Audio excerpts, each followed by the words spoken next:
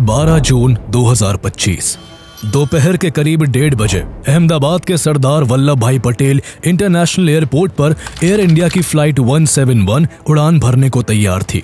ये एक Boeing 787-8 Dreamliner plane था जो लंदन के गैटविक एयरपोर्ट जाने वाला था। इसमें 230 पैसेंजर्स, 10 क्रू मेंबर्स और 2 पायलट सवार थे।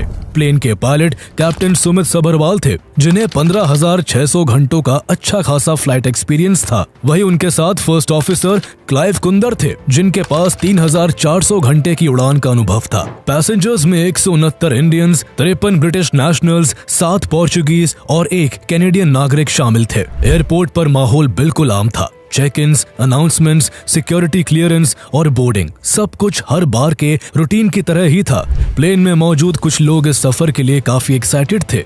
कोई पहली बार देश से बाहर पढ़ने जा रहा था, तो कोई सालों बाद अपने घर वालों से मिलकर वापस काम के लिए लंदन लौट रहा था। प्रतीक जोशी जो लंदन में रहते थे, वो अपनी पत्नी और अपने 3 बच्चों को साथ ले जाने के लिए इंडिया आए थे। उनकी पत्नी कोमी व्यास भी उनकी तरह एक डॉक्टर थी, जिन्होंने 2 दिन पहले ही अपनी जॉब से इस्तीफा दिया था, क्योंकि अब पूरा परिवार लंदन शिफ्ट हो रहा था। प्लेन में ही पूरे परिवार ने एक सेल्फी ली। उनके हंसते हुए चेहरों से साफ जाहिर था कि उन्हें लंदन में अपनी नई जिंदगी का कितनी बेसब्री से इंतजार था। इसी फ्लाइट की किसी सीट पर पुरानी यादों में खोए हुए अर्जुन पटोलिया बैठे थे, जो एक हफ्ते पहले ही लंदन में अपनी वाइफ को खो चुके थे।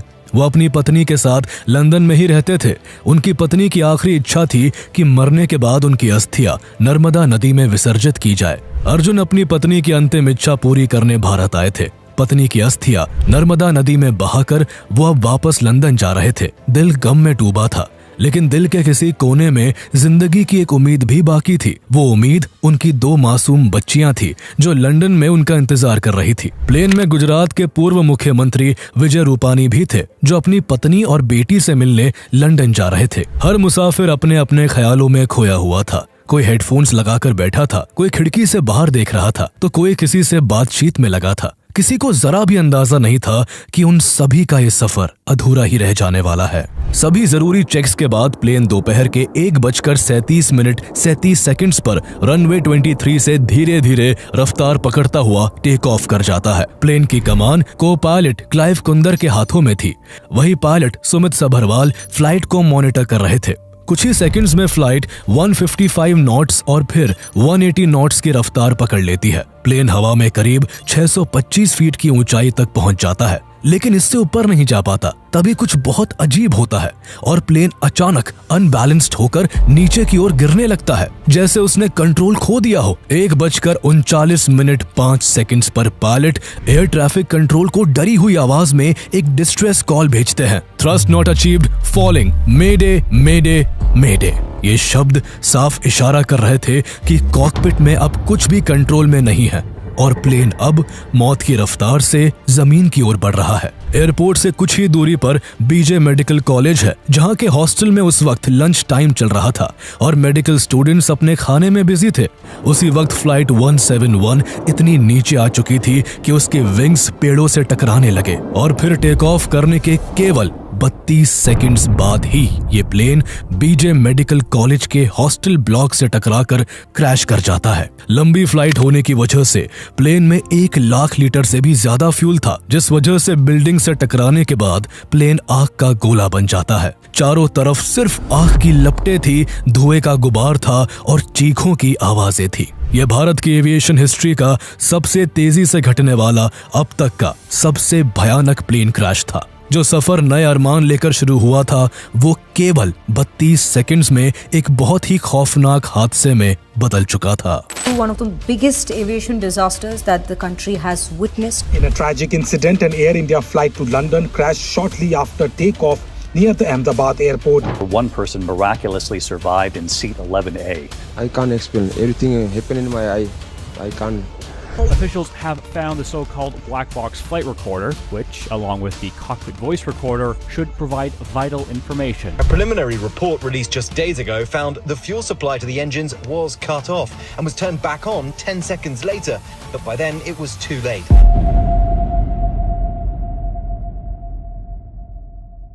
ये क्रैश इतना खौफनाक था कि प्लेन जमीन से टकराते ही पूरी तरह टुकड़े टुकड़े हो गया। उसमें मौजूद फ्यूल से ज्वालामुखी जैसी आग भड़क उठी थी, जिसने 5 बिल्डिंग्स को पूरी तरह तबाह कर दिया। प्लेन का रैकेज करीब 37,000 स्क्वायर मीटर्स तक फैल चुका था। चारों ओर मेटल के टुकड़े, लगेज, जलते हुए पार्ट्स और खामोशी के बीच चीखें थी। इस दर्दनाक क्रैश ने विमान में मौजूद 242 लोगों में से 241 की जिंदगी को हमेशा हमेशा के लिए खत्म कर दिया। प्रतीक जोशी और उनका पूरा परिवार, अर्जुन पटोलिया और उनका लंदन लौटकर बच्चियों की देखभाल करने का सपना, मैथिली पाटिल जिन्होंने उड़ान से पहले अपने पिता से कहा था लंदन पहुंचते ही कॉल करूंगी पापा, ये सब अब सिर्फ मलबे में दबे अधूरे वादे बनकर रह गए थे। इस प्लेन में 13 बच्चे भी मौजूद थे, जिनमें से 3 नवजात थे जिनकी उम्र 2 साल से भी कम थी। उनकी जिंदगी शुरू होने से पहले ही खत्म हो गई। गुजरात के पूर्व मुख्यमंत्री विजय रूपानी की भी इस हादसे में मृत्यु हो गई। उनको लेकर एक अजीब इत्तेफाक सामने आया। उनकी सभी गाड़ियों के नंबर, यहाँ तक कि उनके पुराने स्कूटर पर भी 1206 लिखा होता था। 1206 को वो लकी मानते थे, लेकिन जिस दिन ये हादसा हुआ उस दिन भी तारीख 1206 थी, जो उनकी जिंदगी की आखिरी तारीख बन गई। इस प्लेन में सवार 242 लोगों में से केवल एक ही इंसान जिंदा बच सका। जिंदा बचने वाले का नाम विश्वास कुमार रमेश है, जो भारतीय मूल के एक ब्रिटिश नागरिक है। विश्वास प्लेन में इमरजेंसी एग्जिट के पास सीट नंबर 11A पर बैठे थे। हादसे के वक्त जिस सेक्शन में वो बैठे थे वो हिस्सा प्लेन से अलग होकर बीजे मेडिकल कॉलेज के ग्राउंड फ्लोर पर जा गिरा। इस दौरान इमरजेंसी एग्जिट का हिस्सा टूटकर खुल गया था, जहां से विश्वास बाहर निकल आए। वो खुद चलकर मलबे से बाहर आए और एक वीडियो में उन्हें घायल अवस्था में एम्बुलेंस की तरफ ले जाया जाता हुआ देखा गया। विश्वास के साथ उनके भाई अजय भी फ्लाइट में मौजूद थे, जो इस क्रैश में बाकी 241 लोगों की तरह ही अपनी जान गंवा बैठे थे। सब कुछ इतनी तेजी से घटा था कि विश्वास कुमार रमेश को भरोसा ही नहीं हो रहा था कि ये कोई बुरा सपना नहीं बल्कि दर्दनाक हकीकत है। ये प्लेन क्रैश इतना भयानक था कि आखिरी पलों में यहाँ क्या हुआ और इसमें जान खोने वालों पर क्या गुजरी, इसकी कोई कल्पना भी नहीं कर सकता। बीजे मेडिकल कॉलेज भी इसकी चपेट में आया, जिससे ग्राउंड पर मौजूद 19 लोगों की मौके पर ही मौत हो गई और 60 से भी ज्यादा लोग गंभीर रूप से घायल हो गए। हॉस्टल की मेस में जो स्टूडेंट्स खाना खा रहे थे, उनमें से कई की मौके पर ही मौत हो गई। एक आई विटनेस ने बताया कि एक शव के हाथ में चम्मच थी, जैसे कि जिंदगी ने उसे आधे निवाले पर ही रोक दिया हो। उसी दौरान एक टुक टुक ड्राइवर सुरेश का 15 साल का बेटा आकाश भी हॉस्टल के गेट के पास मौजूद अपनी चाय की दुकान पर सो रहा था। आग में लिपटा हुआ प्लेन का एक भारी सा टुकड़ा उस पर आ गिरा और कुछ ही सेकंड्स में उसे आग की लपटों ने घेर लिया। आकाश की माँ, जो थोड़ी दूरी पर ही थी, वो तेजी के साथ उसे बचाने के लिए उस आग में दौड़ पड़ी। वो खुद भी बुरी तरह जल गई, लेकिन अपने बेटे को नहीं बचा सकी। जैसे ही हादसे की खबर अथॉरिटीज तक पहुंची, ब्रिगेड कॉल जारी किया गया। पूरे अहमदाबाद शहर से 300 से ज्यादा फायर फाइटर्स, 60 फायर व्हीकल्स और 20 वाटर बाउजर्स मौके पर पहुंचे। जहां प्लेन क्रैश हुआ था वहां सिर्फ धुआं, जलता हुआ मलबा और झुलसे हुए शव थे। Central industrial security force CISF, जो अहमदाबाद एयरपोर्ट की सुरक्षा में तैनात थी, वो सबसे पहले मौके पर पहुंची। उनके बाद Indian army, BSF, CRPF, NDRF और वेस्टर्न रेलवेज की टीमें भी मौके पर पहुंच गई। जलते हुए टुकड़ों के बीच जिंदा इंसानों की तलाश की जा रही थी। जो घायल थे उन्हें हॉस्पिटल भेजा जा रहा था।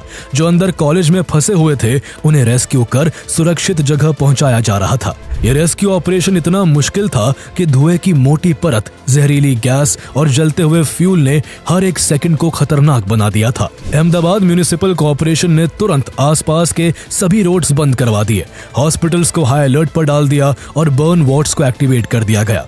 कई घंटों की मशक्कत के बाद आग पर काबू पाया गया, लेकिन तब तक बहुत कुछ जलकर खाक हो चुका था। इस हादसे की जो तस्वीरें सामने आई, उन्होंने पूरे देश को हिला कर रख दिया। इस क्रैश ने न केवल 260 लोगों की जिंदगी छीनी, बल्कि सैकड़ों परिवारों को बर्बाद कर दिया। रेस्क्यू टीम जल चुके शवों का DNA टेस्ट कर उनकी पहचान में जुटी थी। हर जगह मातम पसरा था और हर आंख नम थी। इस पूरी ट्रेजेडी के इकलौते सर्वाइवर विश्वास कुमार रमेश भी कुछ समय बाद गहरे सदमे में चले गए। वो दिन रात बस किसी चीज को एकटक देखते हुए चुपचाप बैठे रहते, जैसे उन्हें ये दर्द खाया जा रहा हो कि काश इमरजेंसी एग्जिट से कूदते वक्त वो अपने भाई को भी बचा लाते। इसी दौरान हॉस्पिटल के कॉरिडोर में इम्तियाज अली सैयद बेचैनी से टहल रहे थे, जिनके भाई जावेद अपनी पत्नी और अपने दोनों बच्चों के साथ इसी प्लेन क्रैश में अपनी जिंदगी खो बैठे थे। इम्तियाज इस सच को स्वीकार नहीं करना चाहते थे। बार बार ये बताने के बाद भी कि हादसे में केवल एक ही शख्स जिंदा बचा है, वो बोलते रहे कि आप नहीं समझेंगे, मेरा भाई मेरी जान था। वो सबको अपने भाई और बच्चों की वो तस्वीर दिखा रहे थे जो फ्लाइट में चढ़ने से पहले ली गई थी। इम्तियाज अपने भाई को खोने का दुख समेट नहीं पा रहे थे। सब कुछ सामने था, लेकिन प्लेन क्रैश में बॉडीज इतनी बुरी तरह जल चुकी थी कि डीएनए टेस्टिंग के बाद भी बड़ी मुश्किल से उनकी पहचान हो पा रही थी। वो इसी उम्मीद में थे कि क्या पता कोई चमत्कार हो जाए और कोई आकर कह दे कि उनका भाई जिंदा है। इस हादसे के बाद पूरा देश सदमे में था। हर तरफ एक ही सवाल गूंज रहा था कि सिर्फ कुछ सेकंड्स के अंदर ऐसा क्या हुआ कि एक मॉडर्न और टेक्निकली एडवांस्ड ड्रीमलाइनर प्लेन इस तरह से क्रैश हो गया। सोशल मीडिया पर अलग अलग तरह की थ्योरीज चलने लगी। ये थ्योरीज उन 2 वीडियोस के आधार पर बनाई जा रही थी जो हादसे के तुरंत बाद तेजी से वायरल हो रही थी। एक वीडियो एयरपोर्ट के पास लगे एक सीसीटीवी कैमरे की थी, जिसमें दिख रहा था कि फ्लाइट धीरे धीरे ऊपर जा रही थी, लेकिन अचानक उसकी स्पीड कम होने लगी और प्लेन नीचे की ओर गिरने लगा। दूसरी वीडियो एक लड़के ने एक छत से बनाई थी, जिसमें टकराने से ठीक पहले के आखिरी पल कैद थे। इन वीडियोस के सामने आने के बाद नई नई अजम्पशंस बनने लगी। किसी ने कहा कि प्लेन के फ्लैप में दिक्कत थी, किसी ने लैंडिंग गियर को लेकर सवाल उठाया और कुछ लोगों ने राम एयर टर्बाइन के डिप्लॉय हो जाने को लेकर नई थ्योरीज बनानी शुरू कर दी। हर घंटे सोशल मीडिया पर एक नई थ्योरी तैर रही थी, लेकिन प्लेन के क्रैश होने की असल वजह क्या थी, इसका सही जवाब किसी को नहीं पता था। ये जवाब मिलने की उम्मीद तब जगी जब क्रैश के अगले ही दिन इन्वेस्टिगेटर्स को ब्लैक बॉक्स और कॉकपिट वॉइस रिकॉर्डर मिल गया। इसके बाद क्रैश साइट से और भी कई जरूरी सिस्टम्स मिले जो क्रैश की वजह समझने में मदद कर सकते थे। इंडिया की aircraft accident investigation bureau AAIB ने इस केस की इन्वेस्टिगेशन शुरू की। साथ ही इंटरनेशनल प्रोटोकॉल के तहत यूके की एयर एक्सीडेंट्स इन्वेस्टिगेशन ब्रांच और यूएस की national transportation safety board NTSB की टीम्स जांच में मदद करने के लिए भारत आ गई। इंडिया की DGCA और एयर इंडिया ने भी अपनी अपनी अलग से एक पैरेलल जांच शुरू की। इंटरनेशनल रूल्स के मुताबिक किसी भी मेजर एयर क्रैश के 30 दिनों के अंदर एक प्रीलिमिनरी रिपोर्ट जारी की जाती है। उसी के अनुसार इस प्लेन के क्रैश होने के ठीक 1 महीने बाद 12 जुलाई को AAIB ने एक 15 पेज की इनिशियल रिपोर्ट रिलीज की। इस रिपोर्ट से लोगों को सवालों के जवाब मिलने की उम्मीद थी, लेकिन इस रिपोर्ट में जो बताया गया उससे लोगों को जितने आंसर्स नहीं मिले, उससे ज्यादा सभी के मन में सवाल खड़े हो गए। रिपोर्ट में बताया गया कि फ्लाइट 171 का टेक ऑफ रूटीन के हिसाब से ही था। प्लेन ने 153 नॉट्स की स्पीड पर उड़ान भरी और फिर 180 नॉट्स तक पहुंच गया। फ्लैप 5 डिग्री पर सेट था और लैंडिंग गियर डाउन पोजीशन में था, जो कि टेक ऑफ के लिए नॉर्मल प्रोसीजर है। मौसम एकदम साफ था, किसी भी तरह की विजिबिलिटी या विंड की प्रॉब्लम नहीं थी और न ही कोई पक्षी प्लेन से टकराया था। लेकिन टेक ऑफ के कुछ ही सेकंड्स बाद अचानक से प्लेन के दोनों इंजन के फ्यूल कंट्रोल स्विचेस जो रन पोजीशन में थे, 1-1 सेकंड के गैप में कट ऑफ पोजीशन में चले गए। इसका मतलब था कि दोनों इंजन तक फ्यूल पहुंचना बंद हो गया और प्लेन के दोनों इंजन अचानक बंद हो गए। इस वजह से फ्लाइट ने पूरी तरह पावर खो दी। दोनों इंजन एक साथ बंद हो जाए, ये एक रेयरेस्ट केस था। इंजन के बंद होते ही राम एयर टर्बाइन यानी रैट डिप्लॉय हो गया। रैट एक छोटा सा प्रोपेलर होता है जो तब एक्टिवेट होता है जब दोनों इंजन फेल हो जाए या किसी वजह से प्लेन की पूरी पावर कट हो जाए। इससे प्लेन के जरूरी इलेक्ट्रिकल सिस्टम्स को टेम्पररी पावर मिलती है, लेकिन ये थ्रस्ट वापस नहीं दे सकता। वायरल हुए वीडियोस में भी रैट का बाहर आना साफ दिख रहा था। इसके बाद रिपोर्ट्स में पायलट्स के बीच के कॉन्वर्सेशन का जिक्र किया गया, जिसने सभी को हिला कर रख दिया। रिपोर्ट के अनुसार कॉकपिट वॉइस रिकॉर्डर में एक पायलट दूसरे से पूछता है, why did you cut off, यानी तुमने फ्यूल क्यों बंद किया। इस पर दूसरा पायलट जवाब देता है, I did not। रिपोर्ट में ये नहीं बताया गया कि किस पायलट ने कौन सा डायलॉग बोला था। एविएशन एक्सपर्ट्स के अनुसार बोइंग 787 के फ्यूल कंट्रोल स्विचेस ऐसे हैं जो बाय मिस्टेक मूव नहीं हो सकते। हर स्विच पर एक सेफ्टी गार्ड होता है। जिसे उठाकर नीचे की तरफ खींचकर मूव करना पड़ता है। इसे ऐसा इसलिए बनाया गया है ताकि गलती से हाथ लगने पर स्विच मूव ना हो जाए। क्रैश से ठीक पहले पायलट्स ने फिर से स्विचेस को रन पर कर दिया ताकि दोनों इंजन चालू हो जाए। इंजन 1 चालू हो गया, लेकिन इंजन 2 दोबारा प्लेन को पावर नहीं दे सका। केवल एक इंजन से तेजी से गिरते हुए प्लेन को वापस ऊपर ले जाना मुश्किल था। ऐसे में जब पायलट्स को लगा कि प्लेन को संभालना मुश्किल हो रहा है, उन्होंने एटीसी को इमरजेंसी सिग्नल मेडे मेडे मेडे भेजा, लेकिन कोई फायदा नहीं हुआ। 1:39 और 11 सेकंड्स पर ब्लैक बॉक्स ने रिकॉर्ड करना बंद कर दिया, जिसके 21 सेकंड बाद प्लेन बीजे मेडिकल कॉलेज के हॉस्टल ब्लॉक पर जा गिरा। रिपोर्ट में कहा गया कि प्लेन में कोई खराबी नहीं थी और प्लेन टेक्निकली पूरी तरह एयरवर्दी था। उसकी एयरवर्दी ने सर्टिफिकेट मई 2026 तक वैलिड थी। फ्लाइट से पहले मेंटेनेंस भी पूरी की गई थी और प्लेन में कोई बम जैसा विस्फोटक सामान भी नहीं था जो हादसे की वजह बनता। इस कारण रिपोर्ट में बोइंग के बाकी के 7878 प्लेन्स, इंजन ऑपरेटर्स और मैन्युफैक्चरर्स के लिए कोई भी एक्शन लेने की हिदायत नहीं दी गई। लेकिन रिपोर्ट में एक बेहद अहम बात का जिक्र किया गया जो विवाद की दूसरी बड़ी वजह बना। US federal aviation administration FAA ने दिसंबर 2018 में एक सुरक्षा चेतावनी जारी की थी, जिसमें बताया गया था कि बोइंग एयरक्राफ्ट्स में इस्तेमाल होने वाले फ्यूल कंट्रोल स्विचेस के लॉकिंग सिस्टम में एक संभावित खामी पाई गई है। यह भी बताया गया था कि कुछ मामलों में ये लॉकिंग फीचर अपने आप डिसएंगेज हो सकता है, जिससे स्विच गलती से भी फ्लिप हो सकता है। यह एडवाइजरी बोइंग 737 ऑपरेटरों के अनुभवों पर आधारित थी। जब इन्वेस्टिगेटर्स ने एयर इंडिया से पूछा कि क्या उन्होंने इस चेतावनी के बाद कोई जांच करवाई थी, तो एयरलाइन ने ये कहते हुए साफ इनकार कर दिया कि ये एडवाइजरी मैंडेटरी नहीं थी। इस रिपोर्ट ने सवालों को जितना सुलझाया नहीं था, उससे कहीं ज्यादा उलझा दिया था। इस रिपोर्ट के बाद स्विच ऑफ होने के पीछे की 3 पॉसिबिलिटीज पर बात होने लगी। पहला, क्या कॉकपिट में किसी पायलट ने जानबूझकर या गलती से स्विच ऑफ कर दिए थे? दूसरा, क्या स्विचेस में कोई टेक्निकल फॉल्ट था जिसकी वजह से वो अपने आप कट ऑफ हो गए? और तीसरा, क्या कोई एक्सटर्नल रीजन था जिससे फ्यूल फ्लो अचानक रुक गया? हालांकि रिपोर्ट में कहीं भी ये नहीं बताया गया कि फ्यूल स्विच शटडाउन किसी ह्यूमन एरर की वजह से हुआ या फिर किसी टेक्निकल इशू की वजह से। लेकिन रिपोर्ट में प्लेन को टेक्निकली पूरी तरह एयरवर्दी बताकर जिस तरह पायलट्स के बीच के केवल 2 शब्दों को दुनिया के सामने रखा गया, उसने एक खतरनाक संकेत पैदा कर दिया, जैसे किसी पायलट ने खुद प्लेन को तबाह करने की कोशिश की हो। इसने न सिर्फ आम लोगों को चौंका दिया, बल्कि इससे एविएशन एक्सपर्ट्स में भी भारी विवाद शुरू हो गया।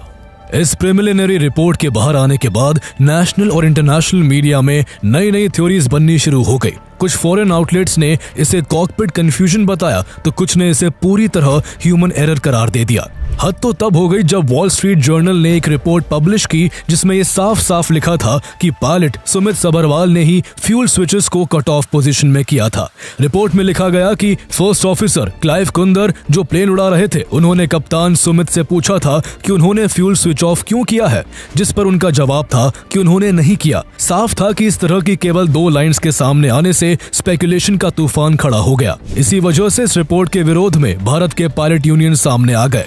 Airline pilots association of India यानी ALPA इंडिया, जो 800 से ज्यादा पायलट्स को रिप्रेजेंट करती है और ALPA इंटरनेशनल का हिस्सा है, उसने इस प्रिलिमिनरी रिपोर्ट की काफी आलोचना की। ALPA के प्रेसिडेंट कैप्टन सैम थॉमस ने साफ कहा कि हमें जांच की दिशा से आपत्ति है। ऐसा लग रहा है जैसे पूरी रिपोर्ट का मकसद पायलट को ब्लेम करना है। उन्होंने ये भी कहा कि ये रिपोर्ट आधी अधूरी है और इससे पायलट्स की इमेज को नुकसान हो रहा है। एसोसिएशन ने इस बात पर भी नाराजगी जताई कि ये रिपोर्ट बिना किसी ऑफिशियल सिग्नेचर के लीक कर दी गई और इस पूरी जांच टीम में एक भी क्वालिफाइड पायलट को शामिल नहीं किया गया। ALPA का ये भी कहना था कि जब पूरे कॉकपिट की कॉन्वर्सेशन रिकॉर्ड हुई है, तो फिर केवल 2 पैराफ्रेज लाइन्स ही क्यों पब्लिक की गई। AAIB को पायलट्स की पूरी बातचीत सामने लानी चाहिए ताकि ये साफ हो सके कि ये रिपोर्ट पायलट्स को ब्लेम करने के लिए मैनिपुलेट नहीं की गई। ALPA को इस विरोध में इंडियन कमर्शियल पायलट्स एसोसिएशन यानी ICPA और international federation of airline pilots association IFALPA जैसी बॉडीज का भी साथ मिला। ICPA ने साफ शब्दों में कहा कि अगर किसी पायलट पर इतनी बड़ी साजिश का आरोप लगाना है, तो कम से कम उसके लिए कॉन्क्रीट एविडेंस होना चाहिए। प्रिलिमिनरी इंफॉर्मेशन पर इस तरह का आरोप लगाना न सिर्फ गैर जिम्मेदाराना है, बल्कि डीपली इनसेंसिटिव भी है। यूके के एविएशन कंसल्टेंट और former air crash investigator Tim Atkinson ने भी कहा कि ये रिपोर्ट जितने जवाब नहीं देती उससे कहीं ज्यादा सवाल खड़े करती है। वहीं बकिंघमशायर न्यू यूनिवर्सिटी में एविएशन ऑपरेशंस के प्रोफेसर और पूर्व पायलट मार्को चैन ने कहा कि सिर्फ एक लाइन से कोई भी ह्यूमन एरर साबित नहीं होता है। रिपोर्ट में मौजूद एक और बात ने विवाद को और हवा देने का काम किया। FAA ने 2018 में एविएशन कम्युनिटी को अलर्ट किया था कि बोइंग 737 एयरक्राफ्ट्स में फ्यूल कट ऑफ स्विचेस की लॉकिंग मैकेनिज्म डिसएंगेज्ड पाई गई थी, जिससे स्विच एक्सीडेंटल टच से भी फ्लिप हो सकते थे।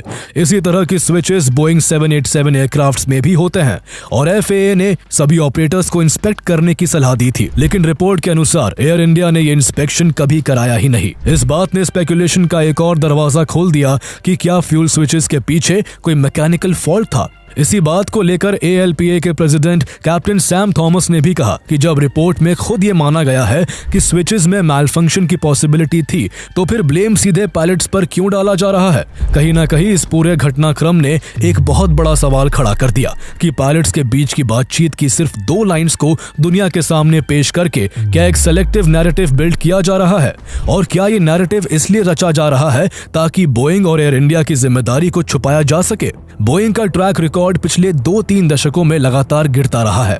वो कंपनी जिसने एक जमाने में एविएशन इंडस्ट्री में क्रांति ला दी थी, वो आज मल्टीपल क्रैशेस और कंट्रोवर्सीज में उलझी हुई है। ऐसे में अगर इस हादसे में किसी मैकेनिकल या इलेक्ट्रॉनिक फॉल्ट की बात सामने आती है तो एयर इंडिया और बोइंग दोनों के लिए ये एक बहुत बड़ा झटका होगा।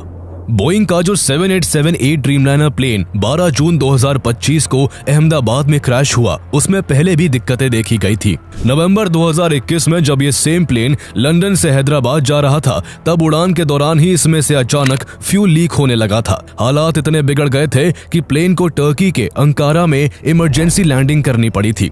12 जून 2025 को क्रैश होने से कुछ घंटों पहले भी ये सेम प्लेन लगातार उड़ान में था। ये उस दिन पेरिस से दिल्ली और फिर दिल्ली से अहमदाबाद आया था। इसी दौरान इस प्लेन में सफर कर रहे एक यात्री आकाश वत्स ने प्लेन के अंदर का वीडियो बनाया था। वीडियो में उन्होंने बताया कि ना तो एसी ठीक से काम कर रहा था और ना ही एंटरटेनमेंट स्क्रीन्स, यहाँ तक कि रिमोट के बटन्स तक वर्क नहीं कर रहे थे। ये कहानी सिर्फ एक प्लेन की नहीं है, बल्कि बोइंग के बाकी एयरक्राफ्ट्स का भी पिछले कुछ सालों का रिकॉर्ड काफी चौंकाने वाला रहा है। 29 अक्टूबर 2018 को इंडोनेशिया की एक फ्लाइट टेक ऑफ के महज 13 मिनट बाद ही क्रैश हो गई थी, जिसमें सवार सभी 189 यात्रियों की जान चली गई। इसके ठीक 5 महीने बाद मार्च 2019 में इथियोपियन एयरलाइंस की एक फ्लाइट भी टेक ऑफ के केवल 6 मिनट के अंदर ही क्रैश हो गई थी और उसमें भी 157 लोगों की मौत हो गई। ये दोनों ही बोइंग के 737 मैक्स प्लेन्स थे और दोनों ही एयरक्राफ्ट्स एकदम नए थे, जो बोइंग के फॉल्टी डिजाइन की वजह से क्रैश हो गए।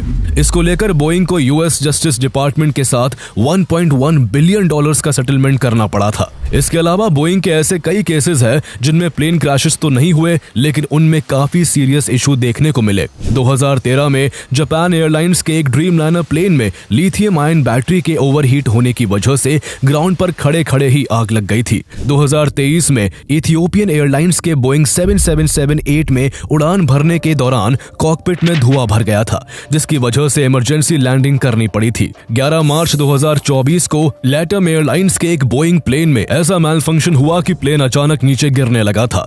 बाद में जांच में पता चला कि कॉकपिट का जो स्विच डिजाइन था वही गलत था। इतना ही नहीं, जुलाई 2024 में यूनाइटेड एयरलाइंस के एक बोइंग 757-200 का टेक ऑफ करने के बाद पहिया ही निकल कर गिर पड़ा। एक ऐसी भी घटना हुई जब पोर्टलैंड से कैलिफोर्निया जाते समय चलती फ्लाइट के बीच बोइंग के एक प्लेन का दरवाजा ही उखड़कर हवा से नीचे गिर गया। जांच में सामने आया कि दरवाजे के स्क्रूज ठीक से टाइट नहीं किए गए थे। इन लगातार इंसिडेंट्स ने बोइंग की रेपुटेशन को जबरदस्त नुकसान पहुंचाया। लोगों में इतना डर बैठ गया कि एक कहावत बन गई कि if it is Boeing I am not going. हालात ये हो गए कि बोइंग के अपने ही एम्प्लॉइज ने बोइंग के प्लेन्स में बैठने से इनकार कर दिया। उनका कहना था कि उन्हें अपनी ही कंपनी के प्लेन्स की सेफ्टी पर भरोसा नहीं है। बोइंग के कई करंट और फॉर्मर एम्प्लॉइज ये दावा कर चुके हैं कि ड्रीमलाइनर प्लेन्स को बनाने में काफी लापरवाही बरती गई है। 2019 में न्यूयॉर्क टाइम्स ने एक इन्वेस्टिगेशन की थी, जिसमें चार्ल्सटन फैक्ट्री में बने ड्रीमलाइनर्स की सेफ्टी पर खुद बोइंग एम्प्लॉइज ने सवाल उठाए थे।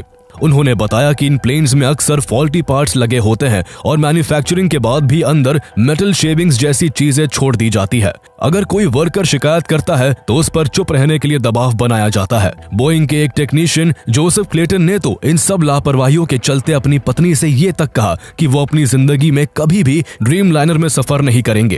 अप्रैल 2024 में एक बोइंग इंजीनियर सैम सालेपोर ने FAA से शिकायत की थी कि ड्रीमलाइनर के पार्ट्स ठीक से असेंबल नहीं किए जा रहे हैं। उन्होंने कहा कि कॉस्ट कटिंग के लिए अलग अलग जगहों पर पार्ट्स बनवाए जाते हैं जो एक दूसरे से ठीक से फिट नहीं होते, जिससे प्लेन उड़ान के दौरान हवा में टूट सकता है। बोइंग के एक और एक्स एम्प्लॉय जॉन बार्नेट, जिन्होंने यहाँ 32 साल तक काम किया था, उन्होंने 787 ड्रीमलाइनर प्लेन की सेफ्टी को लेकर काफी सीरियस कंसर्न्स जताए थे।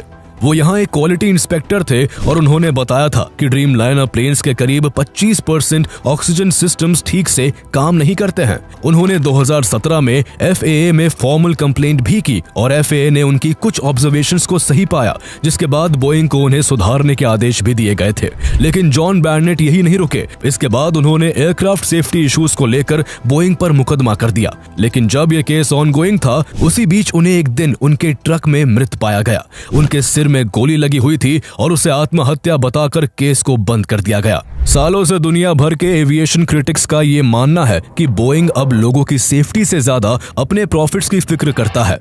खुद FAA ने भी कहा था कि बोइंग को प्रॉफिट से ज्यादा पैसेंजर्स की सेफ्टी पर ध्यान देना चाहिए। कुछ साल पहले चार्ल्सटन फैक्ट्री की क्वालिटी मैनेजर सिंथिया किचन्स ने कहा था कि 2009 से 2011 के बीच 11 787 ड्रीमलाइनर एयरक्राफ्ट ऐसे बनाए गए थे जिनमें सेफ्टी को लेकर भारी खामियां थी। उनकी हालत इतनी खराब थी कि वो भविष्य के संभावित खतरों के बारे में सोचकर रातों को सो नहीं पाती थी। सिंथिया ने एक बार अपने बॉस से पूछा था कि क्या वो खुद कभी इन प्लेन्स में अपने बच्चों के साथ सफर करेंगे। उनके बॉस का जवाब था कि इनमें से कोई भी प्लेन अमेरिका में नहीं रहेगा और सब प्लेन्स बाहर भेजे जाएंगे। इसके बाद उन 11 787 ड्रीमलाइनर प्लेन्स में से 6 प्लेन्स एयर इंडिया को बेचे गए थे। जो प्लेन 12 जून 2025 को क्रैश हुआ वो भी उन्हीं एयरक्राफ्ट में से एक था और इसे जनवरी 2014 में एयर इंडिया को डिलीवर किया गया था। जॉन बार्नेट, जो बोइंग में क्वालिटी इंस्पेक्टर थे और जिन्होंने बोइंग पर केस किया था, उन्होंने मरने से कुछ साल पहले एक बहुत ही डरावनी बात कही थी कि जब किसी प्लेन को बनाते वक्त सेफ्टी में कॉम्प्रोमाइज किया जाता है तो उस लापरवाही का असर दिखने में 10 से 12 साल भी लग सकते हैं। हैरानी की बात है कि जो ड्रीमलाइनर 12 जून को क्रैश हुआ वो 11 साल पुराना था। बोइंग की बीते कुछ सालों के खराब रिकॉर्ड्स को देखते हुए यह आशंका तेज हो गई है कि एयर इंडिया की फ्लाइट 171 के क्रैश के पीछे भी शायद कोई मैकेनिकल फॉल्ट हो सकता है। हालांकि AAIB की प्रिलिमिनरी रिपोर्ट में बोइंग के प्लेन्स, इंजन्स या पार्ट्स की जांच का कोई निर्देश नहीं दिया गया था। लेकिन जब रिपोर्ट सामने आने के बाद लोगों को लगा कि सारा ब्लेम पायलट्स पर डालने की कोशिश की जा रही है तो लोगों का गुस्सा और शक दोनों बढ़ने लगे। इसी के दबाव में रिपोर्ट्स आने के 2 दिन बाद भारत के directorate general of civil aviation DGCA ने बोइंग के 787 और 737 जैसे कई मॉडल्स के फ्यूल स्विच लॉक्स की जांच का आदेश जारी किया। एयर इंडिया की ओर से बाद में बताया गया कि उसने अपनी सभी बोइंग 787-8 एयरक्राफ्ट्स में फ्यूल कंट्रोल स्विच की लॉकिंग मैकेनिज्म की जांच पूरी कर ली है और किसी भी तरह का टेक्निकल फॉल्ट नहीं पाया गया है। इस दर्दनाक हादसे के बाद एयर इंडिया ने यह फैसला लिया कि वो अब भविष्य में किसी भी फ्लाइट के लिए 171 नंबर का इस्तेमाल नहीं करेंगी। फिलहाल दुर्घटना की जांच AAIB के नेतृत्व में जारी है, जिसमें Boeing, general electric, air India, Bharat के रेगुलेटर्स और अमेरिका एंड ब्रिटेन के एविएशन एक्सपर्ट्स भी शामिल है। इसकी फाइनल रिपोर्ट आने में 1 साल का समय लग सकता है। जो 260 जिंदगियां इस हादसे में चली गई उन्हें वापस तो नहीं लाया जा सकता, लेकिन अगर ये जांच ईमानदारी से पूरी होती है और असली वजह सामने आती है तो शायद वो लोग जो अब हमारे बीच नहीं है, उनके परिवार वालों को ये तसल्ली जरूर मिलेगी कि इस हादसे की असल वजह के साथ छेड़छाड़ नहीं की गई। कभी कभी कुछ सवालों के सही जवाब मिल जाना भी अपने आप में एक सच्ची श्रद्धांजलि होती है।